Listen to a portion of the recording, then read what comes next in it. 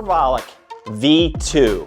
This is a super safe and effective natural anabolic. Not only is this product going to help you increase protein synthesis, which basically means muscle recovery and growth, it also may inhibit myostatin, which is a protein in your body that is known to inhibit muscle growth. This is a complete natural anabolic that works through multiple different pathways, has multiple trademarked ingredients.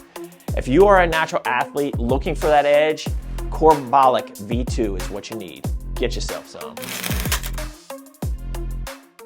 Hey guys, welcome back to the Pro Physique Code. So in pure Christina and Danika fashion, we've literally been talking for 51 minutes of our scheduled time because we got like deep into it. And then I was like, A, we're running out of time. B, we should record this. So we're talking about therapy and how it can be really helpful.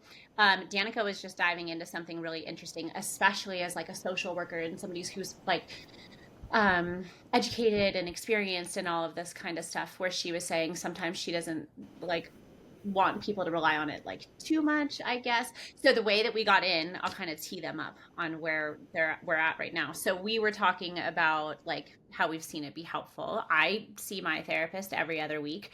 I have a rhythm where I go either therapy or a massage. This week is massage week. It's nice. That's a great rhythm. Oh, it's a fantastic little balance that I've got going on. It's cathartic in both ways, like physically, mentally, emotionally, always. Yeah. It's kind of nice to like, because therapy, sometimes I'm just like, I can't do this today, you know, like, or I just don't want to, which is probably the days that you need it most, right? But so we were talking about all of that, and we both have young girls who are learning to be adults, and that can be hard. And so I was saying that I've considered getting my daughter somebody that she could chat with. That would be, I want to offer her a source that is not in the house, who has no skin in the game. Like basically that she can just kind of unload to. They can say it in a different way, because I think as parents, as much as I put a lot of effort into not trying to put my bullshit onto my children. And this kind of goes into what we talked about last week, right? Where we talked about eating disorders. We talked about weird relationships with food and like things like that. So I'm hyper aware that I don't want to put things on my kids. And so we were talking about the idea of therapists for children and stuff. And Danika has a very interesting take. And then, the other thing I feel like I have to disclaimer this with, right? Because like we're bound when we're diving into mental health, there's a significant chance we're going to make somebody uncomfortable, or we're going to hurt somebody's feelings, or we're going to say something that doesn't sit right. And then that's when I just want to put out a reminder that like, we don't know exactly who's listening. We're probably not talking about you. So like, Yes. if it hits a little close, maybe we explore that trigger. If you're like, why the fuck are they talking about this? Congratulations, you don't have to be a part of it. But like, hopefully, like, so just, we're not trying to hurt feelings or anything here. We're just sharing experiences. So Danika, you were saying that you haven't necessarily seen the most positive outcomes of people who started therapy at a very young age. Ready to go. Yeah, which is shocking because, listen, I went to school, I have my master's in social work. Like, I was like, I'm going to be a school social worker or own my own practice. Like, therapy is my jam. Like, this is, mindset coaching is the biggest passion I have, and helping others, right? But it was, the question was like brought to me where, does it help? Like at a young age, is it beneficial? And how have those individuals, if they did start at a young age, how are they doing now? And when I think back with the people that I know in my life that did start going to therapy at a younger age, they're not doing that great. Like, well, and I guess I have to kind of, every therapy is different, right? So like there's different forms of therapy. There's talk therapy, CBT, DBT, exposure therapy. Like there's so many different ways to kind of be in a therapeutic relationship with a specialist. But then I think like part of therapy also is ideally to equip us enough so that like we can navigate life and life's adventures and difficulties and challenges and hiccups on our own, and know that also there are safe spaces around us. So sometimes I feel that it almost, this is going to sound so bad. I want to remind people like this is not offensive.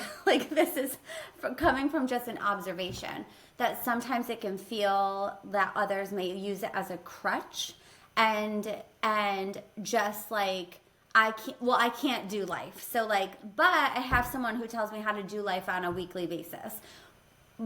But you're gonna have to do life on your own too, right? So Do you think that those therapists, maybe it also too is just like a bad relationship, maybe a bad pairing, and like because like at that point I would wonder, is the therapist really telling them how to do life for the next how to week, do life, right? or just feeding the like not offering tools? Yeah. And so that's why they're Yeah. coming back. Yes. And what I have found too is, so like in thinking about just even my daughters, and I want to make sure that I teach them skills and tools even in their little 5-year-old and 8-year-old mind now, where they can pull it out of their little toolbox and they can say like, I'm gonna rely on myself first. And it feels uncomfortable. It might be a little challenging. It feels scary, but like, let me see what I can do. Like, let me see what I can do. And then maybe when they're like, you know what, I tried all my tools. I tried all the equipment that I have, and I'm looking for a little bit more assistance. And maybe there's something that I haven't been taught yet. But then once I learn it, then I still want to be able to try on my own too. So being able, sometimes I feel that in therapy, and that's why I like went for mindset coaching. There's this repetitiveness of like, staying stuck in like all of the negative stuff but like for months and months and months, but then what have you done? Like you've just talked about all the yuck, but like where has the action steps been? And that's why like with mindset coaching, it's great to know your past, and I want to know all of that because that's really important and a piece of your puzzle of life. But then like I'm probably going to give you things that I'm like, and then this week you're going to work on this tool, and this week we're going to practice this. Like there are action steps, because eventually I don't want you to want to see me. Like I want you to do it on your own. Yes. Yeah. Okay, so I figured out the weird, for our listeners, we're trying to figure out our weird microphone situation. And so if you ever hear the changes, I want to apologize. But I just noticed when I muted myself while you were talking and the same sound went away. So sorry, guys, if you're like, what are they talking about? Hopefully it sounds perfect on your end. Yeah, no, exactly that. And you know, the funny part is, I mean, I'm a very DIY kind of girl, right? I mean, I guess that's the nice way of putting it. I'm a very prideful person. And so it took a long time for me to be able to settle into a relationship with a therapist. And I went through like 4 or 5 like random attempts where I would try somebody for like a couple sessions. And I mean, honestly, you can tell. The same thing with coaching. I feel like you can usually tell within the first 30 seconds if you want to be open and honest with this person. And like, especially with how much this shit costs, like I'm not going to continue a relationship if I don't feel like it's useful, right? I grew up in a household that was not just anti-therapy, but like made fun of it. And so it was a very, like I had an aunt who had postpartum depression, and like the vibe of the rest of the family was like, no, she doesn't. She's just a pussy who can't get it together. Like it was very like, well, I survived it. Why can't she? Like she's weak. And right. And so then like now we know so much more. Like that taboo has come away a little bit. There's still a lot of people who are terrified to get help in those situations and stuff. But like, so I was fighting that while, you know, going back to our conversation last week, I had reached out to family members, like when I was in high school, to be like, I'm throwing up blood. I'd like help, please. And I literally was told to knock it off and like get it together. Like, okay, you know. And so it took that was like very internalized, and it took a long time to be comfortable seeking or allowing somebody outside of my very tight circle to know anything about me that was not what I was presenting or like what I wanted to present, right? So then, of course, what happens in those situations when you're white knuckling everything, like we talk about with diets, and you're trying to do that kind of stuff and pretend like everything's great, eventually it cracks, right? And it's not so great. And so one thing I've noticed now that I've been consistently doing this for probably that like 6 to 8 months you've been talking about. I adore my therapist, but I did about a month ago, I think we had a session where we were diving into some more of like the background stuff, the whys, right? Here's why you feel that way. This is what that's bringing up. This is, you know, feelings of safety, like different kinds of things that we were exploring, right? And then eventually, like, I felt bad because I snapped at my therapist and was like, but when does that fucking change? Like, I was like, no, I get it. I get that that's what I'm doing. I get this is the protection. How do I stop doing that? Like, I need those tools. And, you know, so like, but I had to say that to her to get it to shift a little bit, right?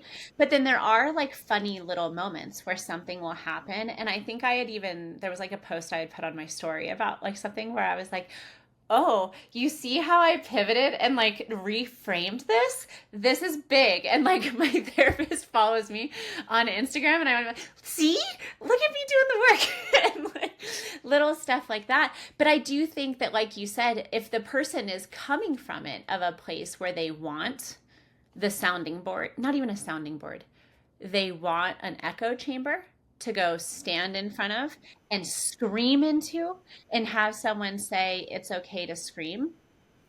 I mean, I would wonder how far they're going to get. Sometimes you just need to scream. I get it. But also, how do we learn that other tool? And like, that's the same thing I'm with the hopes of giving like my daughter when I'm thinking about finding her somebody. You know, it's like, I want her to be okay to be able to go and tell someone like I've worked through this and it's been hard and I don't know the next step. Even if I don't immediately find her somebody for that, her and I have been having those conversations, and then I tell her the kind of stuff I work with my therapist on, because I want her to know it's an accessible option if she feels she gets there. Now, the hard part though is that recently she has started saying things. She's a preteen, we're starting puberty, things like that. She'll have a meltdown of some sort, and then she'll be like, I just have anger problems and really need a therapist. And I'm like, no, you're a fucking preteen who needs, like, you're learning how to be a human, and like, can that be helpful? Yes. But do I necessarily want to set my 10-year-old up to be walking around and being like, I just need a therapist, or I just need an appointment with my therapist today? When, you know, I'm like, and again, I don't want to be offensive or like whatever, but I want to be like, sweetheart, your life is like padded. Right. Like, I know that you can have struggles even in those perfect situations. And I'm not saying I'm a perfect mother, and I'm sure that I'm ruining you somehow. But also your life is like really great, and you don't have anger problems, and you don't desperately need a therapist. And so then I wonder what's like, you know, what other people are saying, like that kind of stuff. Yeah. It's so interesting because I can go like back and forth with, like, I've seen many therapists and I loved them. Like, and I had to find like my one. I think like when I first got the question of, and how does that make you feel? I was like, okay, bye. Like, I'm good, because I need a little bit more than that, and I want a little bit of pushback. Like, I can answer my own questions for the most part, and I'm too, not to like toot my own horn, but I know too much about psychology so like, you gotta trick me somehow, and you gotta give me something that like shakes me up.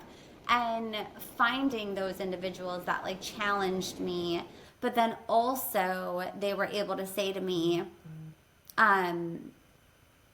just so you know, like they like put the confidence that I lost a little bit of, they put it back in me, and they were like, just so you know, you can do this all by yourself. Like, we're gonna learn some things, and then let's see, like, we'll assess in 2 to 3 months. And to know that, like, they also didn't want to hold on to me, that they wanted to, like, just let me also be the one to, I don't know, pull up my bootstraps and be able to do it. And most recently I went, because I was having panic attacks and didn't realize, like, what they were. And I was like, what is this? Like, what is this feeling that I'm having? Like, I know all about anxiety. I know about the nervous system. I know about regulating it. Like,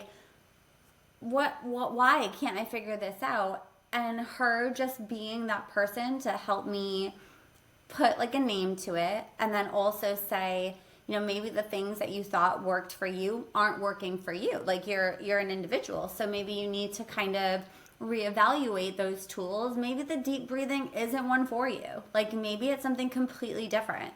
And then once I was like, oh, I haven't had these in a while, and she was like, great, could I see you in like a month or two? Like, it wasn't as frequent. And I was like, yeah, like, this is exactly what I wanted, was to be able to jump in and say, I'm really struggling with this piece. I need an outsider. Like, I need an outsider to just help me to kind of recalibrate my own and, like, regain my confidence in myself, that I can get through this, that, like, I'm not stuck in this mud.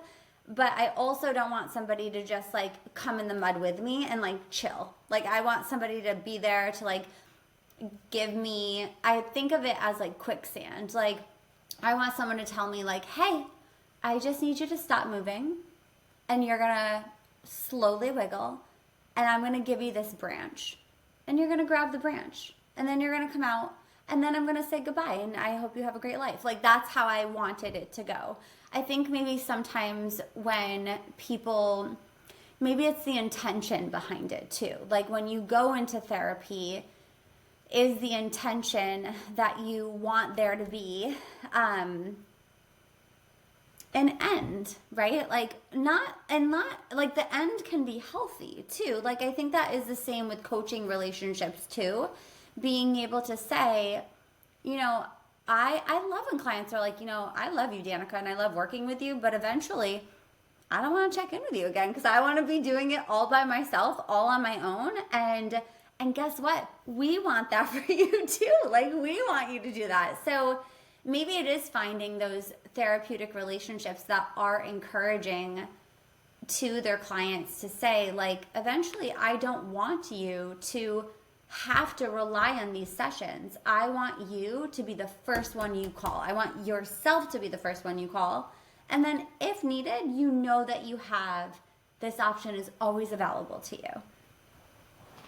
Yeah, 100%. I mean, I was thinking about the coaching relationship and how, I mean, we've said it on this podcast a million times. Like, our goal is to have you run off. Like, we don't want you to constantly be in the ups and downs. Like, and that's kind of how I'd relate it, like, with therapy, right? Like, that's the ups and downs. And sometimes we need help even through those times. And then you need to get to, like, your maintenance. And then just like with dieting or with fitness or whatever it is, like, you're going to get a lot of things that are thrown at you throughout life that might be like, oh shit, I haven't done this before.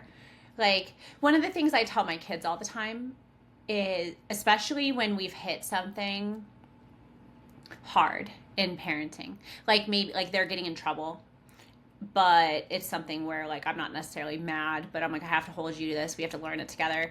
And then I'll always be like, today is the first time you have been 10 and a half. And today is the first time I've been 38 and a half. And I don't know how to do this. I'm new. Like, and we're just learning to be humans together.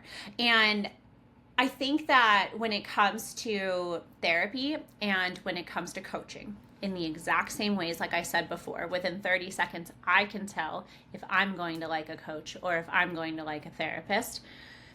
I can also tell if somebody is going to just want to have, oh God, what are the words I'm looking for? Like have, they're just gonna, they want to be told what they want to hear with it, you know, like, and they just want somebody, oh my gosh, like a like confirmation bias, I guess, like a little bit, is what I'm trying to, like, they want someone to be like, oh yeah, you should totally do that. Oh yeah, that's totally a problem.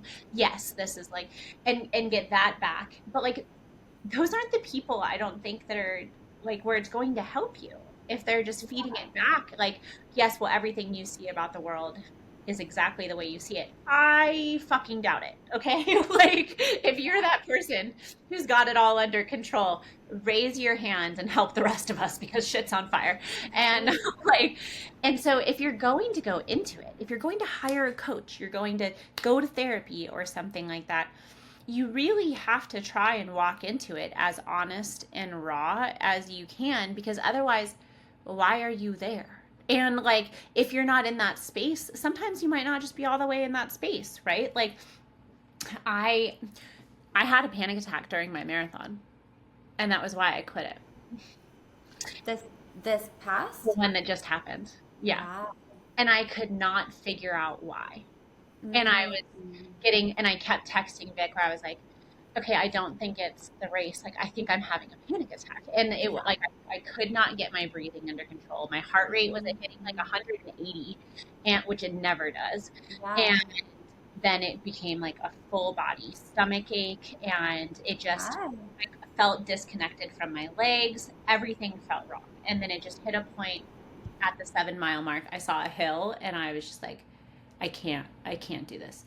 And what was crazy was that in the moment that I quit, I was beating myself up a lot. I'm crying on the fucking internet. I'm feeling like a huge loser because I had all these people help me to make it happen or whatever.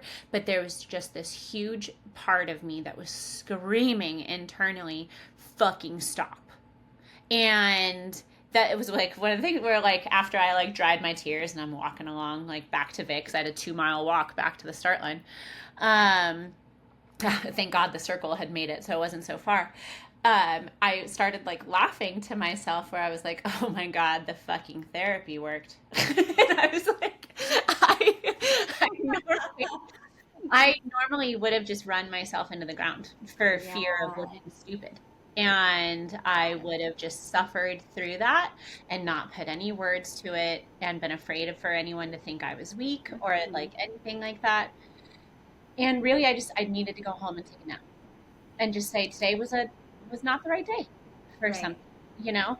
And I'm lucky enough that I was taught those tools, and I had somebody who was like, you're the kind of person who's going to rub your face into the ground, and you need to stand up to yourself in those situations and say that's not right, and like pick and choose the battles and honor those kinds of things. And so it was a lot of stuff that like I necessarily didn't want to hear, like, you know, having her be like, you stand in your own way and cause your own problems a lot. Last week Danika and I had a funny, I think when I was telling you about I was telling my daughter, like, she is in the phase right now where she has to be right, let people know she's right. She has to fight the world. And so I was telling Danika that I was talking to her, and then I was like looking her in the eyes, and I was like, baby, you do not have to fight all of the fights for the world. And like, as the sentence came out of my mouth, I was like, oh, Christina, what have you done? Like, say it back, Christina, say it back. Like, and I mean, because I'm very much that person, but if you're not willing to let your coach tell you the things you don't want to hear, and you're not willing to let your therapist tell you the things you don't want to hear, then like those should be, and you know it. I feel like you know when you're putting up those blocks, right? So like, do you have, when you do your mindset coaching and when you're working with people, how do you help them get that light to turn on? Or do you just have to wait it out? Like, did Elizabeth secretly do something that I'm not aware of? Or did we just get to the point where it worked? Well, I feel like so I do a lot of leaning into like curiosity things. or just being curious about everything. Like, and how did that work out for you? Like, I'll say that often. And how'd that work out? Like, how did that play out? Walk me through that. And being able to say, I want them to recognize, like, well, that was a choice that I made, and I made that choice. And I know that, like, I could have made a different choice. Or I want them to know that, like, they have the power to make the change. So sometimes it is, like, empowering them and saying, like, well, what has challenged you in the past that you were able to get through, and how did you get through it? Like, sometimes it's reminding them of, like, the strength that they actually have inside of them and the tools that they possess all by themselves. And then also reminding them, like, that it's okay to make mistakes, and it's okay to, like, feel all the feelings. Like, this is called being a human. Like, right? Like, we are in this human experience together, and you're allowed to have all the feelings and frustration and everything like that. But then, like, what was the decision that you made from that, right? And did you take control over that emotion, or did you feel that that emotion took control over you? And being able to say, I guess, like, say the tough things too. Like, sometimes I will say, it sounds like you got in your own way there. And maybe they'll push back and say, well, and I'm like, and listen, you're allowed to get defensive. You're allowed to get angry if I say that. Like, I get it, because sometimes I get in my own way. And then I'm like, oh, Danika, why did you do that? Like, all you had to do was, like, get out of your own way. I get it. Like, this is also a human experience. Like, we sometimes just stand in our own way.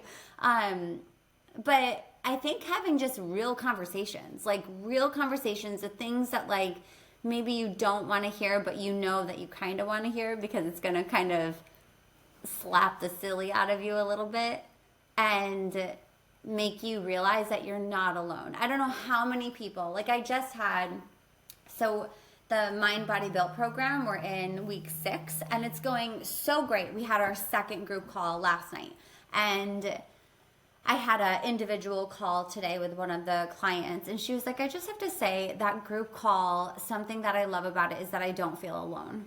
And I was like, yeah, girl, like, we all have these challenges. We all get overwhelmed with, like, feelings, because feelings are really scary sometimes. And, like, we don't always know. Like, we, as, like, babies, nobody is, like, we learn how to, like, we learn the ABCs, we learn numbers, like, we learn all these great colors and everything, but no one is like, when you feel overwhelmed, do this. Like, when you feel angry at yourself, when you feel enraged, or when you feel disappointed, like, I don't think that we're ever really taught that until we experience it, and then we're like, oh shit, like, I don't know if I've felt depression, or I don't know if I've felt this much anxiety. And so being able to just realize that sometimes you're going to feel emotions that, like, you may not have been equipped to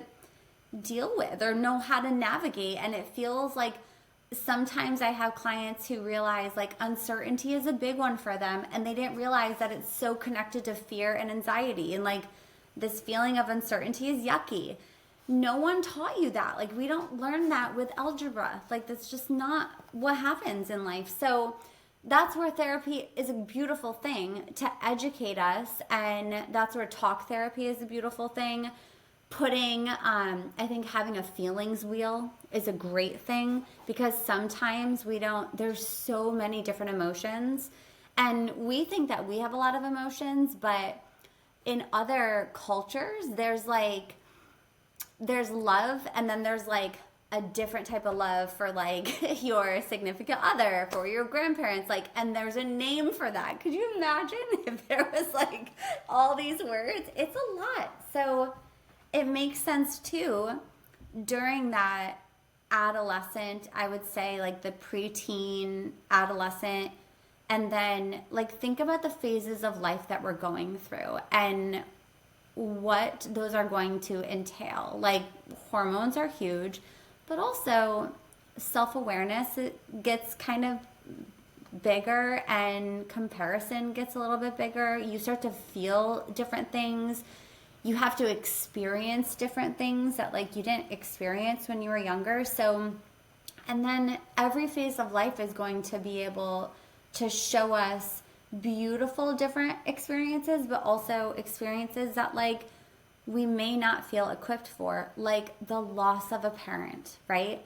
Or the loss of a sibling, the loss of a partner. Like those are things at 10 we usually don't experience, right? So how can we just expect that when that happens, we're going to know exactly what to do? Like, but what we can do is say, okay, like I know that like feelings are always going to be there. I can't be without them, right? Like, and they just want to be looked at. They want to be acknowledged. They want to be exposed. And then usually they just want to be like dropped into a stream and let float away. And being able to realize like every feeling literally just wants to be acknowledged. That's all. Like, hi, I'm here. And then that's it. I love Elizabeth Gilbert, who wrote like Eat, Pray, Love. I read that book when I was in my early 20s after a breakup, and it was just like the best timing for something like that to come into my life. And she talks in there, like there's this really, it's funny because Vic has only seen the movie with Julia Roberts, and so he's like, you're not going to eat, pray, love me, are you? Where, because she divorces once they have like the suburban life and like goes off to Italy. And I'm like, no, Italy's not even my favorite part of the book. Like my favorite part was India, when she was deep into like the meditation and exploring things in her mind, like by herself and all of it. And one of the ones that she talks about is while she's sitting there in meditation, that like as thoughts come in, she thinks of them as boats, and then she thinks of herself as like an island who decides like who gets to come aboard. And this is something that's stuck with me for how I look like at our family dynamic too, where like I am customs control and I decide what comes in and out and like what's allowed on our island. But she talks about like letting the feelings like float in and just being like, oh, I'm not accepting any anxiety today, actually, but like I see you too long. And like I've been acknowledged, but now no, we're full up today. And I mean, it's not the easiest, especially when you're in the depths of it. But like you just said, if we don't learn it until it happens, then of course we're not going to have a good response to it, right? Because now we're in crisis. Like everything about our body is telling us everything's wrong.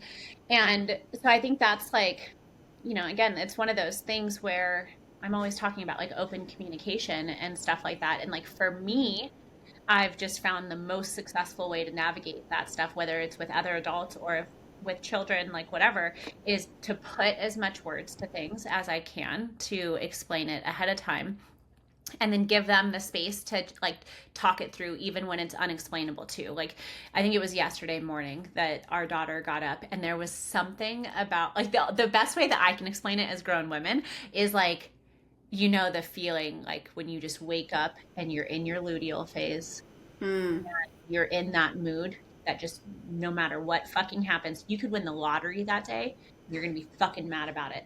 And like, you know, you're just there. And there was she came down the stairs, and before she was all the way to the couch, I knew and was like, great, like she's not going to be able. And I felt for her because as she's getting ready, it was things like she went to put her leg through the pants and then her toe got caught just right, and now she's ripping them off and throwing them at the wall, and you know, like that kind of mood. And I sat there for a moment, and because they've seen me be that way where I'll have to tell them, you just have to leave me alone, like this isn't on you, it's on mom, I just need a moment. And I sat down like in the middle of the floor and watched her lose her shit, and I was like, I know it's not going to go away, and I know you don't understand it, and that's making you even angrier.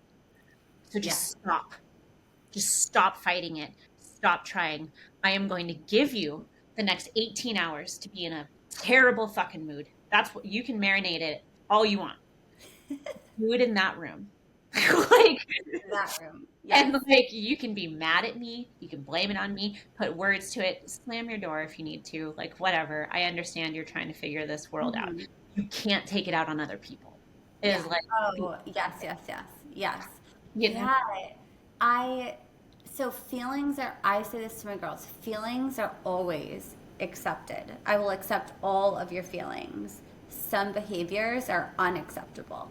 Right. And I have to remind them all the time of, more so my 8-year-old, like, I get your frustration and that's acceptable. What you just did to your sister, unacceptable. So Right. you can take that frustration, you can feel it all you want. We are not behaving like that though. And that's essentially what's like, to try and pull it back to coaching instead of parenting and like stuff like that. I mean, that's kind of what we were talking about last week, right? With like having to have the personal responsibility and stuff where it's like, listen, I'm not trying to minimize your feelings that you are very uncomfortable in your skin and that you know you have, like, let's say it's somebody trying to lose weight. Like, I see, yes, I understand you do have 20 pounds to lose. I understand you're uncomfortable now. I also understand now would be the wrong time for us to fix that specific problem. There's this other thing we have to do first. And a lot of times it's that same like, but I don't care. And like, and I get it. And I've been in those moments. I want to sit in it with you. But then on the other hand, it's like, but my job as your coach on this side of things is to help navigate like my lane and then recommend you find somebody who's good at that lane. And like, we still have to, I think, give ourselves more of that grace. Like, remember that this is the first time you've been on October 9th, 2025. This is the first time you've done that. And like, it might be hard and you might not understand it and it might be frustrating, but it's not like you can find the path if you start looking for it. But if we pull the 10-year-old response, you know, and just sit down and pout and just say, well, I'm just going to wait here until the right path finds me, you're probably just going to stay pissed off and we're not going to get anything accomplished. But if we have that, like, that growth mindset of like, I know it can be better. And then saying, I'm going to be the one who makes it better. And believing that will open up so many fucking doors. Absolutely. Yeah. I say to my girls and clients, and I use it for myself too, like if I'm feeling anxious, like today actually, whenever my anxiety kind of increases a little bit, my feet start to sweat. Like my feet get a little sweaty. Yeah. And I typically do not sweat. Like I struggle to sweat. It takes a lot for me to sweat. So when my feet get sweaty, I'm like, oh, that's interesting. Okay. All right. This is what we're doing. So I was at the gym and I was like, okay. Like nothing else is sweating on my body but my feet. So that's a note for me. And I said, this is so interesting. Okay, anxiety. You can come and sit right next to me. Actually, you can be in the passenger seat and that is fine. You can buckle up because I'm still the driver and I'm still going to be the one in charge of this vehicle. And like, if you want to sit aside, like right next to me, that's totally fine. I would encourage you to get in the back seat actually, because I really don't want to like even see you breathing on me. I always tell my daughters, like, you can have the feelings and that's fine. Put it in the passenger seat because you are always going to be the driver. And guess what? If you're a really good driver, they're going to want to get out eventually. Like they're probably going to be like, actually, I really wanted to drive, so I'm going to like not partake in this trip. And they're going to get out eventually. You're going to drop them off at the next stop area and like that's it. So taking back, like acknowledging your emotion because it can be there all at once, but then realizing like, okay, but the next decision is going to be, the next choice that I make is ultimately up to me and not my frustration, not my anger, not my anxiety. Like, don't let that dictate your next decision. Yes, I love that so much. I mean, I feel like that's like a good place for us to stop with this one. And then, because I could go into like different ideas. I know, I could too. There's so many different avenues. But we can talk more about this. Yeah. You guys tell us in the comments and stuff like that. I have some little things I give clients if they're having like problems with like sleep or they're having anticipatory anxiety, like different kinds of tools that I like to try and recommend as like first things if we're not going to bring other people into it. And so maybe next week we could kind of prepare for how do we respond to those feelings, like for ourselves and for clients, and give some more like action items with it. Yeah. But today was fun. Yay. That was not our plan. And I'm glad that we kind of ran. It went in a good way. It went in a good direction. Yeah. So, well, we love you guys. We just want to be helpful and have an open forum, I guess. And no, you're not alone. You are not alone. Yeah. And share stuff. I mean, it's scary. It's really scary. But every time, so the episode that came out today was the one from last week. And like, I was key nervous to have it go out. And I mean, I'm always nervous, but that one, because it was a bit more, I didn't have Steven to hide behind. Where I could just go quiet and let you guys talk about stuff. And so, but I always get good feedback from that stuff, right? Where they're like, I've been in those situations and I wouldn't say it out loud. And then it can be heavy to be the person who's saying them out loud, but also really cathartic, I think, with stuff. So like if you're in something and you feel safe about saying it out loud, then I would encourage you, even if it's just something small that's like, hey, I'm struggling with this. If I'm quiet, here's why, or whatever. Give people around you that opportunity to step up and be there for you, and give yourself that opportunity to be that person that gives someone else the warm and fuzzy that th're not alone. Right. Absolutely. Okay, Danika, go pick up your kids. I will. All right, girlfriend. Talk to you soon.